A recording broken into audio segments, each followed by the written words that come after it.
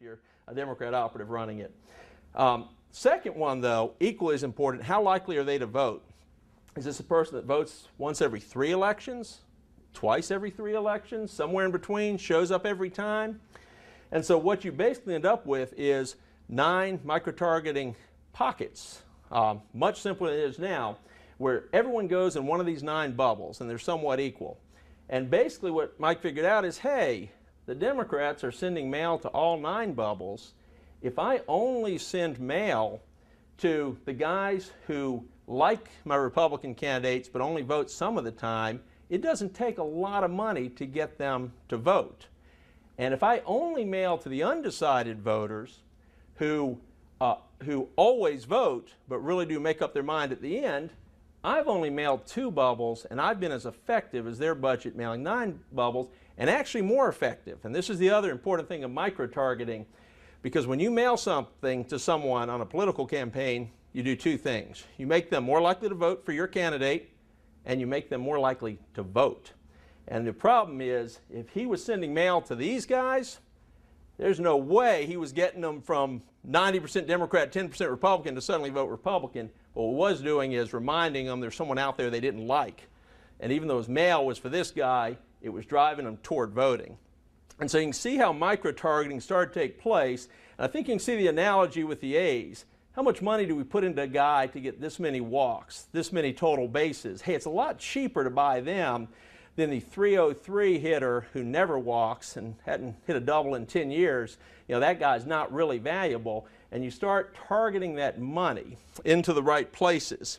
And then you always, you turn out part of your base, and that's actually something I learned here at Marquette. George Reedy, great old professor here who was actually press secretary for Lyndon Johnson, passed away several years ago. But Reedy taught me in my class, political class, you always hit your base first. You always get your people out first. You need an army that'll defend you to the end. I used his notes to win elections for 10 years. They were on a typewriter note. So, he got this too. He was obviously on the Democrat side in the 60s. But you started to see this targeting play out in politics. Okay, so we go to 1970s. I'm getting to something that those of you in this room are a little more familiar with, but I think that's when sabermetrics started to catch up a little bit with where political had gone the 10 years leading up. And we had our old equation here. I mean, for me, and I don't know if y'all spent any time on it, I mean, this is the E equals MC squared of sports for me. It was Bill James' original run-created formula. It's still awfully darn accurate, as simple as it is. When you take your total bases, you add it to how many times someone gets a hit or a walk, you divide it by plate appearances, you're going to be pretty close to how many runs are scored. And of course, obviously, we know it works for teams, so it looks to add up to players too. But this was the huge breakdown that even got everyone thinking about the basketball stats we have, how much is a player worth. I mean, it all started in '77. And once you had that and got people off every Sunday, we used to all run to the newspaper at my age. I was a baseball fan at the time. You'd run to the newspaper on Sunday, you'd open the sports section, and they would list the batting averages of every player. And that's all you do is read, okay, the best player here, this guy's hitting 330, he's the best player. 328, he's the second. I mean, it was that ingrained in us. Oh yeah, and he's got homers too, just kind of an afterthought. So anyway, this was the first breakthrough where someone said, no, we can actually figure out what this guy's worth. And obviously, you've seen probably throughout the past few weeks how this took some power out of the people who said, well, no, I can look at the guy and see if he's more valuable or not. I've been scouting for 40 years. No, I said, no, actually, we know exactly what he's worth. So you started to balance it and have a little more power spread out. So basically, you start to have sabermetrics, of course, developing in sports, micro-targeting, developing parallel. And the nice thing was we had a case study right away on the formula. And just going to this next slide, we've got when I was a kid, there was suddenly big news. They just opened up free agency. Until then, the baseball teams basically had things locked up. You kept the player. They were really fair with players. With Don Drysdale, one of the greatest pitchers ever, they were in a dispute with him over whether to pay him $20,000 or $25,000 one year. And I mean, him and Koufax were just this unbelievable 1-2 punch. The Dodgers got in a court battle during which it came out that they'd earned $30 million the year before. Here they were squeezing their best pitcher between $20,000 and $25,000. So anyway, so we were coming out of that. We finally had free agency where players could actually move around, get some money, whichever side of the labor dispute you're on. I mean, they at least, it certainly was unfair before then. Whatever inequities you can argue about now, I mean, it was ridiculous back then in favor of the owners. Well, what happened is Reggie Jackson had kind of been dumped by the A's. Ironically, the same A's who, later were still not spending any money. But after winning a few championships, and they were the big team in the early 70s, they started to just unload players. They started saying, we're not paying guys. And we have too many stars, we're letting them go. And the quote that my father said to me, that the A's owner said on TV, that everyone talked about was, how in the world can you pay a .268 hitter $525,000 a year? By far the biggest contract of anyone at the time. This was unheard of. I think it was 5 years, so we were almost getting up close to $3 million. And fans just couldn't fathom it. It really was that tough. I mean, I'm not, I don't want to overplay it. People knew a home run was better than a single, don't get me wrong. But they just, but as far as computing what someone was worth, these were the figures. And of course, the other figure was the strikeout. I mean, isn't strikeout still kind of the ultimate, you're a failure? I mean, if you have a bad day at work and you mess up, you struck out, I mean, hopefully none of you struck out yesterday, but, it's a bad term. It's the worst of the worst. Well, Jackson was the king of striking out. I mean, he struck out 135 times, and of course the baseball pros said, he doesn't try to make contact and put it in the hole. He swings so wildly, misses the ball all the time, 135 strikeouts. Well, you had something real interesting here. If you really did the math, the Yankees actually had 3 pretty good right fielder DHs. So to bring Reggie Jackson in, he was basically going to be taking 600 plate appearances a year ahead of these 3 guys. Now, Dineen was just someone who was coming up, getting a few at-bats, but Lou Piniella, who's going to be a great manager, Carlos May, and when you added up what you were giving up a .280 batting average to take on a .268 batting average and paying $500,000 for it. You were giving up guys who, for 600 plate appearances, would strike out 61 times. For a guy who was averaging striking out 135 times every season. I'm sorry, these are Jackson's cumulative average stats. And so basically, the at-bats were a little off only because of the walks, but these were both 603, so this is apples to apples.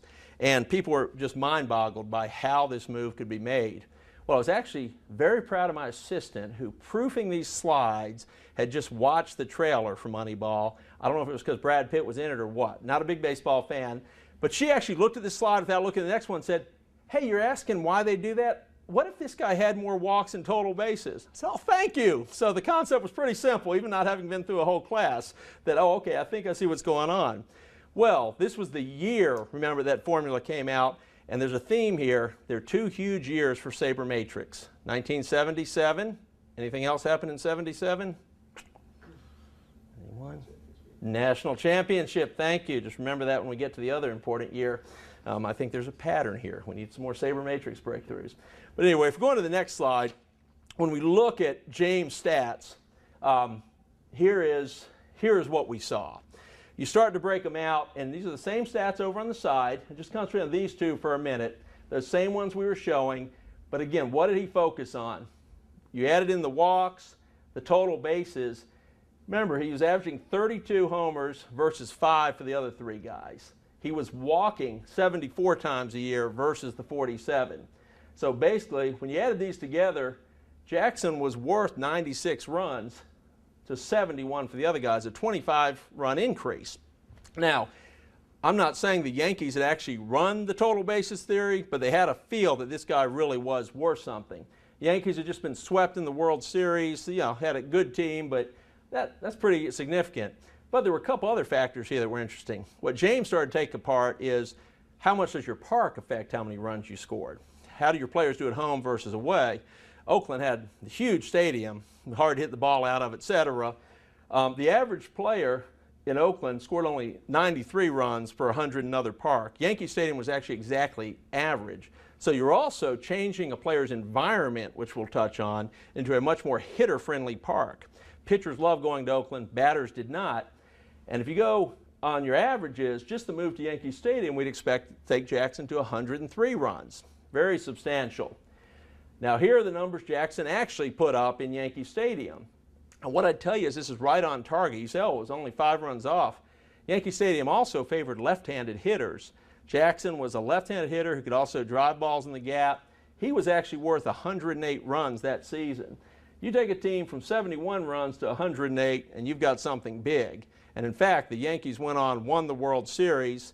Jackson went 9-20 in the World Series itself. But for the first time ever, we could actually say a player came and we could quantify he added 37 runs to his team over good players. This isn't over like minor leaguers. He was replacing good players, and they won a World Series. Wow. Okay, that adds up. So we go on from there into the 1990s, and there were some growing pains in statistics. As good as some of these statistical breakthroughs were, there's always a lot of garbage when you get breakthroughs that comes around it. And for several years, as I was getting a little older, we heard ridiculously dumb stats on the air. Stats that meant nothing. Things about guys hitting in, hitting in 5 p.m. games, hitting in noon games, you're down to what? They were flashing up stats, they were inventing things, It has, leading the league with, 8 hits between short and third. What? Just stupid stuff. Doesn't mean anything.